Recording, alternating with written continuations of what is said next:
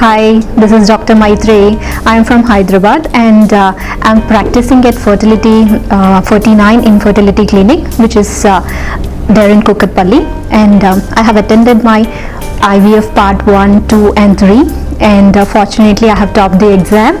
So it's like it's a very good refreshing experience, and the main thing is like we all know protocols, but the fine tuning is very much important, which we got to know through all these beautiful faculty who are very much intelligent, and they have been practicing since many years, and we came to know like through all these studies what are the modifications we get to know, and that we implement on our patients so that we give better results to the community and more live birth rates.